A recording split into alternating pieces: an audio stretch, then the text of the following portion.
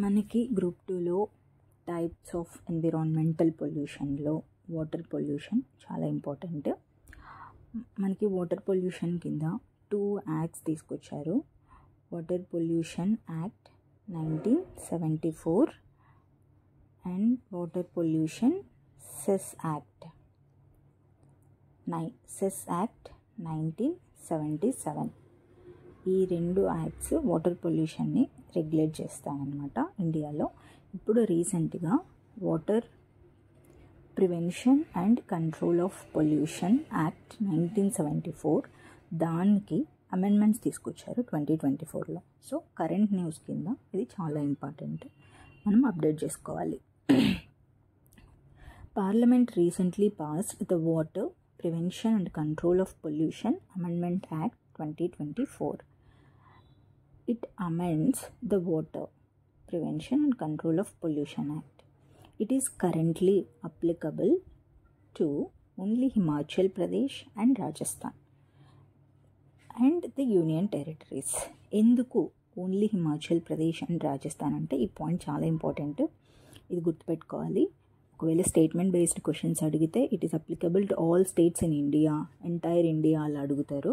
So it is applicable only to Himachal Pradesh and Rajasthan because they both states are passed the resolution to amend the act.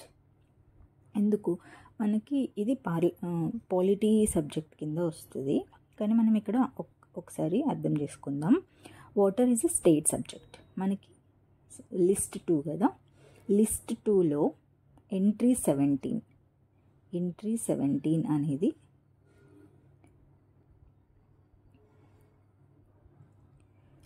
State subject. List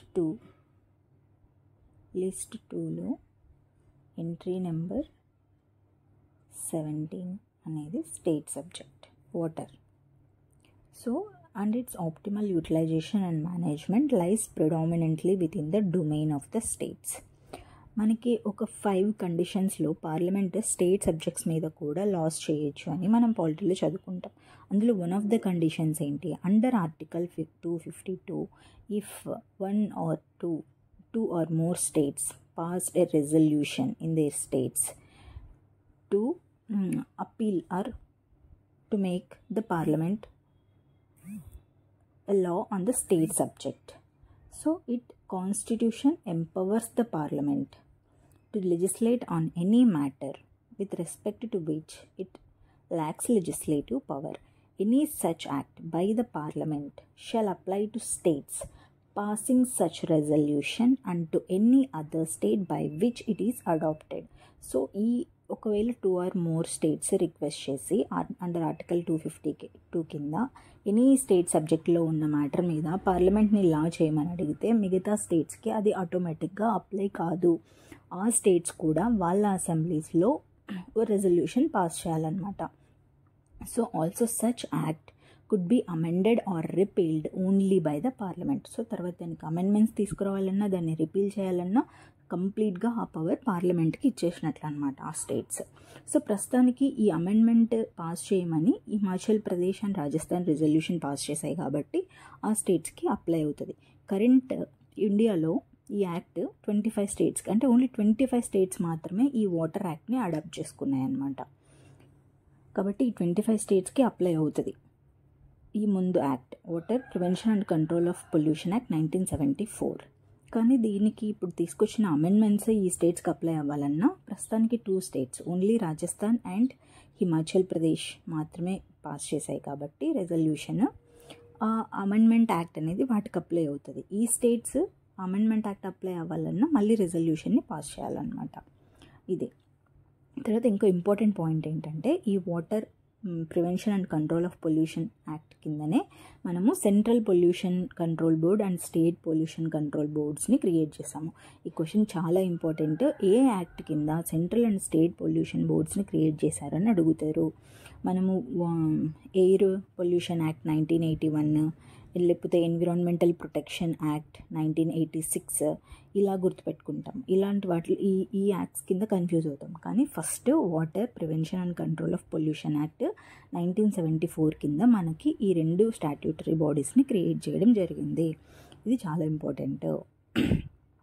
okay, ఇప్పుడు mandatory for ఎందుకు ఈ act కింద ఏంటి అంటే, it is mandatory for industrial units to get permission from their respective state pollution control boards before setting factories. Permission తీసుకోవాలి. ఇది ప్రస్తుతం ఈ యాక్ట్ కింద ఉన్నటువంటి కండిషన్. ఇప్పుడు అమెండ్మెంట్స్ తీసుకొచ్చిన తర్వాత సిచ్యువేషన్ ఏంటో చూద్దాం. ఇప్పుడు ఇది ఒరిజినల్ యాక్ట్ 1974, ఇది అమెండెడ్ యాక్ట్ 2024. ఏం డిఫరెన్సెస్ తీసుకొచ్చింది అనేది important. First, chairman of state pollution control board. ఇందులో ఒరిజినల్ యాక్ట్లో the act states the chairman of state pollution control board will be nominated by the state government. అంటే ఈ state pollution control board యొక్క chairman appoint చేసుకోవడానికి full powers state గవర్నమెంట్కి ఇచ్చింది ఈ original act. ఇప్పుడు ఏం అమెండ్మెంట్స్ తీసుకొచ్చారు? The central government will prescribe the manner of nomination and the terms and conditions of service of the chairman. అంటే ఎలా నామినేట్ చేయాలి, మేనర్ ఆఫ్ నామినేషన్ అంటే ఎవరిని నామినేట్ చేయాలి, ప్రొసీజర్ ఏంటి, వాళ్ళ క్వాలిఫికేషన్స్ ఏంటి, ఇలాంటివన్నీ సెంట్రల్ గవర్నమెంట్ స్టేట్ గవర్నమెంట్స్కి సజెస్ట్ చేస్తుంది.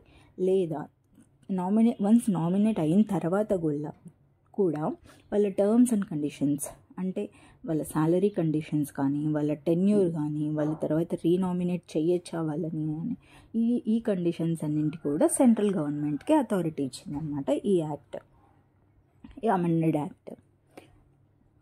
తర్వాత consent exemptions for establishing certain industries. మనం ఇక్కడ చెప్పుకున్నాం కదా, ఒరిజినల్ యాక్ట్లో ఇండస్ట్రియల్ యూనిట్స్ని ఎస్టాబ్లిష్ చేయాలంటే స్టేట్ పొల్యూషన్ కంట్రోల్ బోర్డు యొక్క పర్మిషన్ తీసుకోవాలి అని చెప్పేసి. ఇక్కడ కొన్ని ఇండస్ట్రీస్కి ఎగ్జంప్షన్స్ ఇచ్చిందనమాట ఈ యాక్ట్, ఈ అమెండెడ్ యాక్ట్. అవేంటో చూద్దాం. దిస్ యాక్ట్ అంటే original 1974 act empowered the state government to exempt certain categories of industrial plans from the restrictions on new outlets and discharges. ఒకవేళ వాళ్ళు ఎక్స్పాండ్ చేయాలన్నా, కొత్తవి ఎస్టాబ్లిష్ చేయాలన్నా పర్మిషన్ తీసుకోవాలి state pollution control board. States are empowered to issue guidelines on matters relating to grant establishment of any industry. So వాళ్ళు ఏం guide lines form చేయాలి, ఏం పర్మిషన్స్ తీసుకోవాలి, ఇలాంటివన్నీ ఈ గైడ్ లైన్స్లో ఇన్కార్పొరేట్ చేసి ఉంటారనమాట. అవి ఎవరు ఫామ్ చేస్తారు? స్టేట్ గవర్నమెంట్స్ ఫామ్ చేస్తాయి. సో అథారిటీ ఇక్కడ స్టేట్ గవర్నమెంట్స్కి ఇచ్చింది. ఇప్పుడు అమెండ్మెంట్ యాక్ట్ ఏం చేసిందంటే, it specifies that the central government in consultation with the central pollution control board may exempt certain categories of industrial plans from obtaining such consent. So ఇక్కడ state pollution control board state గవర్నమెంట్స్కి authority ఉంది. అంటే state government exempt చేయొచ్చు అనమాట. State pollution control board యొక్క permission లేకోకుండా కొన్ని ఇండస్ట్రీస్ని establish చేయడానికి ఇప్పుడు పవర్ సెంట్రల్ గవర్నమెంట్కి షిఫ్ట్ అయింది. అంటే ఆల్మోస్ట్ ఇందులో appointment of state pollution control board కానీ, ఇండస్ట్రియల్ యూనిట్స్ని ఎస్టాబ్లిష్ చేయడానికి రూల్స్ అండ్ రెగ్యులేషన్స్ ఫ్రేమ్ చేయడంలో కానీ, వాటికి ఎగ్జంప్షన్స్ ఇవ్వడంలో కానీ అథారిటీ అనేది సెంట్రలైజ్ అవుతూ వస్తుందన్నమాట ఈ కొత్త అమెండ్మెంట్ యాక్ట్ ద్వారా. The central government in consultation with the central pollution control board may exempt certain categories of industrial plans from obtaining such consent. It adds that the central government may issue guidelines for the grant, refusal or cancellation of consent granted by the State Pollution Control Board. So once State Pollution Control Board దగ్గర permission తీసుకొని establish చేసిన తర్వాత ఒకవేళ ఆ పర్మిషన్ని refuse చేయాలన్నా, cancel చేయాలన్నా మొత్తం guidelines ఎవరు ఫ్రేమ్ చేస్తారు? సెంట్రల్ గవర్నమెంటే ఫ్రేమ్ చేస్తుంది. అది కొత్త అమెండ్మెంట్. తర్వాత పెనాల్టీ ఫర్ అఫెన్సెస్. ఇంతకుముందు ఏవైనా వాటర్ పొల్యూషన్ గైడ్ లైన్స్ని కానీ ఏవైనా బ్రేక్ చేస్తే మనకి అఫెన్సెస్ ఉండేవి. ఆ అఫెన్సెస్కి క్రిమినల్ అఫెన్సెస్ ఉండేవన్నమాట. లైక్ ఇంప్రిజన్మెంట్ ఫర్ 3 years అలా ఉండేవి. కానీ ఇప్పుడు క్రిమినల్ అఫెన్సెస్ని సివిల్ అఫెన్సెస్గా మార్చడం జరిగింది. అంటే ఏవైతే వాటర్ పొల్యూషన్ అఫెన్సెస్కి ఏవైతే ఇంప్రిజన్మెంట్ ఉంటుందో వాటన్నింటినీ పెనాల్టీగా చేయడం జరిగింది. అంటే సివిల్ అఫెన్సెస్గా మార్చడం జరిగింది అనమాట కొత్త అమెండ్మెంట్ ద్వారా. It prescribes imprisonment of 6 years up to 6 years. అంటే ఎన్ని ఇయర్స్ అయినా అవ్వచ్చు, 2 years 3 years అయినా అవ్వచ్చు, అలా 6 years for discharge of polluting matter. ఏవైనా రివర్స్లో ఇండస్ట్రియల్ యూనిట్స్ నుంచి ఏమైనా వాటర్ బాడీస్లో కానీ ఇట్లా మనం పొల్యూషన్ అఫెన్సెస్ చేస్తే ఇంప్రిజన్మెంట్ ఉండేది అప్ టు 6 years. కానీ this amendment act decriminalised several violations and instead imposes penalties. ఈ అమౌంట్ గుర్తుపెట్టుకోండి, 10,000 to 15 lakhs. ఈ మధ్యలో ఎంతైనా పెనాల్టీ ఇంపోజ్ చేయొచ్చు depending on the severity of the offence. So between 10,000 and 15 lakhs. So it is decriminalize all water pollution related offenses because it shifts the criminal decriminalizes అన్నమాట. అంటే ఇంప్రిజన్మెంట్ని పెనాల్టీగా shift చేశారు. ఇది చాలా important. Main purpose amendment తీసుకురావడానికి ఇదే. తర్వాత offences by the government departments. ఏవైనా government departments offence చేస్తే, వాళ్ళు వాటర్ పొల్యూషన్ రిలేటెడ్ తప్పులు చేస్తే ఏంటి అంటే the head of the department will B deemed guilty. ఏవైతే ఆ డిపార్ట్మెంట్కి హెడ్ ఉంటారో వాళ్ళు deemed guilty for offences committed by the government departments provided that they proved due diligence was carried out to avoid such conventions. అంటే అతను prove చేసుకుంటే తప్ప, నేను చాలా ట్రై చేశాను కానీ తప్పు జరిగింది అని అతను ప్రూవ్ చేసుకుంటే తప్ప అతన్ని గిల్టీగా ట్రీట్ చేయరు. కానీ ఏవైనా గవర్నమెంట్ డిపార్ట్మెంట్ తప్పు చేస్తే మెయిన్ పనిష్మెంట్ ఎవరికి ఉంటుంది అంటే హెడ్ ఆఫ్ ద డిపార్ట్మెంట్కి ఉంటుంది అనమాట. ఇప్పుడు ఈ యాక్ట్లో అమెండ్మెంట్ ఏం తీసుకొచ్చారంటే the act specifies that the head of the department will be required to pay penalty equal to 1 month of their basic salary. అంటే extra allowances, dearness allowance, travelling allowance ఇవన్నీ తీసేస్తే వాళ్ళ బేసిక్ సాలరీ ఉంటుంది కదా, వాళ్ళు దాన్ని పనిష్మెంట్ లాగా pay చేయాలన్నమాట. If the department violates any provisions of the act. మెయిన్గా ఇండస్ట్రియల్ యూనిట్స్ అండ్ లేకపోతే గవర్నమెంట్ పిఎస్యూస్ ఇలా ఉంటాయి కదా, వాటిగా గవర్నమెంట్ డిపార్ట్మెంట్స్ కిందనే రన్ అవుతుంటాయి కదా. సో అవి ఏమన్నా వయలేషన్స్, వాటర్ పొల్యూషన్ యాక్ట్స్ యొక్క వయలేట్ చేస్తే అప్పుడు head of the department main liability అనమాట. Has to take the responsibility. So ఇంతకుముందు అతన్ని గిల్టీగా ట్రీట్ చేసేవాళ్ళు. మేబీ పనిష్మెంట్ ఉండొచ్చు, లైక్ ఇంప్రిజన్మెంట్ 1 or 2 months అలా ఉండొచ్చు. But it shifts to penalty now under the amendment act. అతడు ఆ 1 month బేసిక్ సాలరీని పే చేయాలన్నమాట. So he has to take the liability or responsibility for the offences that are committed by his department because he is the head of the department. So these are the main 4 amendments that were brought under the Water Amendment Act 2024. Mainly appointment of the chairman authority in central government ki shift cheyadam jarigindi. Tarvata ఏవైనా ఇండస్ట్రీస్ని exam చేయాలన్నా, తర్వాత వాటికి ఇచ్చిన పర్మిషన్స్ని cancel చేయాలన్నా కూడా ఆ అథారిటీని కూడా స్టేట్ గవర్నమెంట్స్ నుంచి central government in consultation with the CPCB may exempt certain categories of industrial units from the consent. తర్వాత పెనాల్టీస్ని మెయిన్గా డీక్రిమినలైజ్ చేయడం జరిగింది. అఫెన్సెస్ని, వాటర్ పొల్యూషన్ రిలేటెడ్ అఫెన్సెస్ని డీక్రిమినలైజ్ చేయడం జరిగింది. Imprisonment to penalty. ఈ penalty amount important, between 10K to 15 lakhs. తర్వాత head of the department main liability అనమాట. అతను 1 month బేసిక్ సాలరీని పే చేయాల్సి ఉంటుంది. ఇవి మెయిన్. తర్వాత అదర్ ప్రొవిజన్స్ ఇంకా ఏమున్నాయంటే ట్యాంపరింగ్ విత్ మానిటరింగ్ డివైసెస్.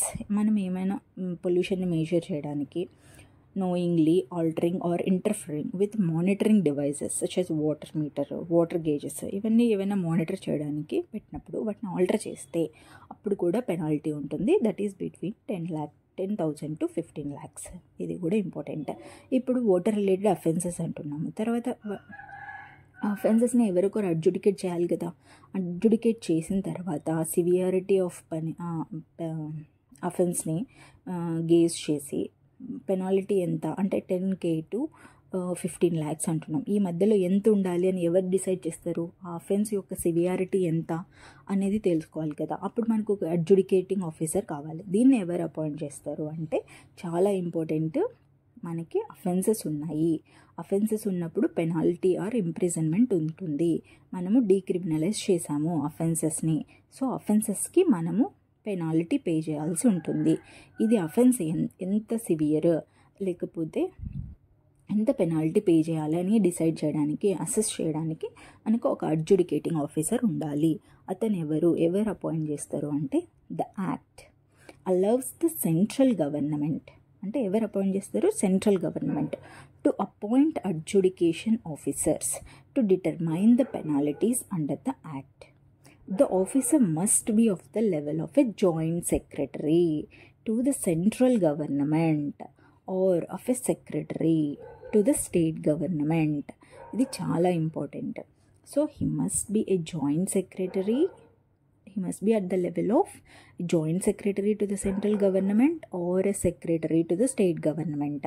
వీళ్ళు ఇలా కూడా అడగచ్చు, secretary to the central government అని అడగచ్చు, లేకపోతే joint secretary to the state government అని అడగచ్చు.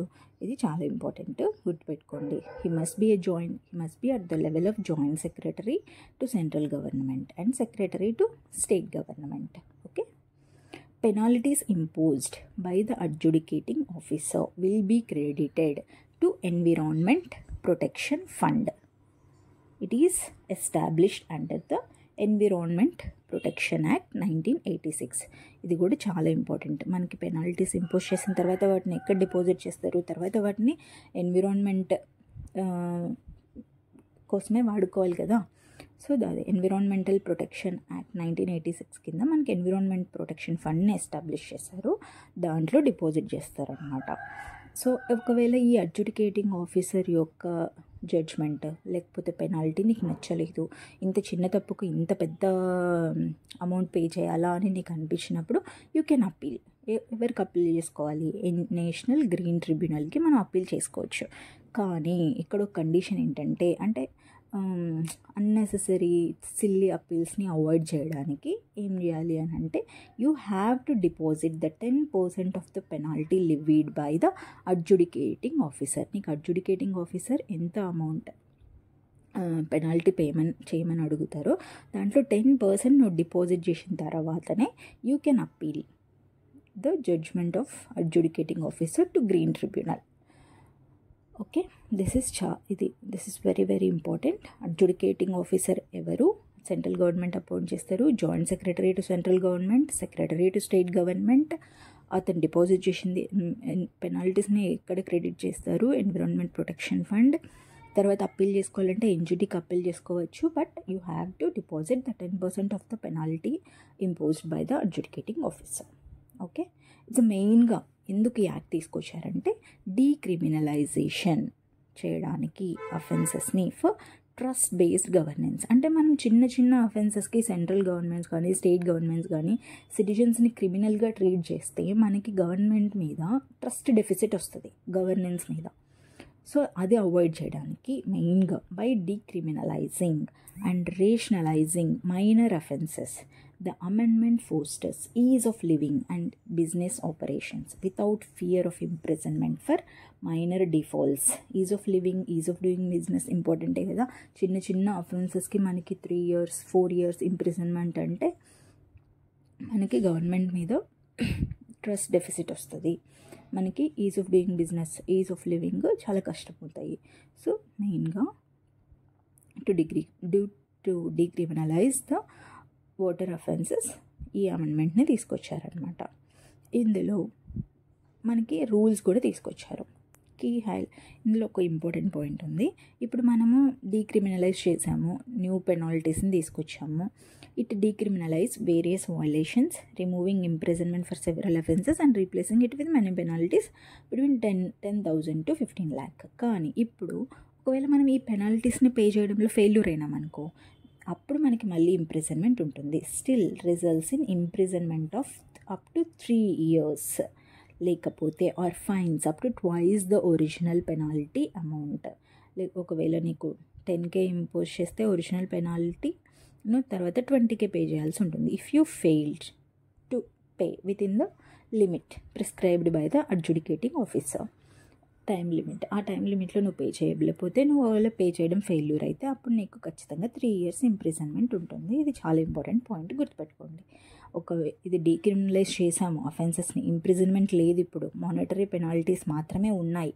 కానీ ఒకవేళ ఆ మానిటరీ పెనాల్టీస్ని కూడా నువ్వు పే చేయడంలో ఫెయిల్ అయితే then you will have to face the imprisonment up to 3 years. అది 1 year అయినా ఉండొచ్చు, 2 years అయినా ఉండొచ్చు, up to 3 years, or fines up to the twice the original penalty amount.